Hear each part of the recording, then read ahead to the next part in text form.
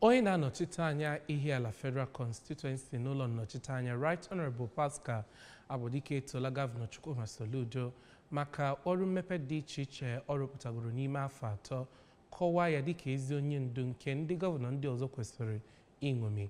Right Honorable Agbodike kwupụtara na Gọvanọ Soludo nwere ọtụtụ mmepe na ewumewu ọrụ mmepe ndị ọzọ n'ịkwalite ọdịmma nke mmadụ uto nke ọnọdụ akụnụba, kwuo na atụmatụ ya sonyere na atụmatụ nke All Progressives Grand Alliance APGA.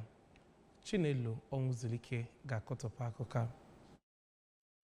Ihe niile Gọvanọ Soludo mere n'ime afọ atọ gara aga doro anya ma gbakwunye na site na ọrụ mmepe niile ọ rụgoro ọchịchị ya emeela ihe karịrị ihe a tụrụ anya. Onye Omebeiwu a gara n'ihu gbaa ndị Anambra ume ka ha gaa n'ihu na-akwado gọvanọ na ọchịchọ ya ịgbanwe steeti a, na-ekwusi ike na ịdịkọ n'otu dị mkpa iji wee nweta Anambra bụ ọpụrụ iche. O kwuru na Gọvanọ Soludo, onye weghara ọfịs na Maachị 2022, lekwasịrị anya na mmegharị ọhụrụ nke obodo, okporo ụzọ dị mma, mgbanwe agụmakwụkwọ, nkwalite ahụike na mgbasawanye akụnụba, na-edobe Anambra dịka steeti ihe atụ maka mmepe na-adịgide. Onye Omebeiwu ahụ kwughachikwara ntụkwasị obi ya n'ọchịchị Gọvanọ Soludo, na-ekwu na ọchịchị ya agafeela ihe a tụrụ anya n'akụkụ niile nke akụnụba na steeti a.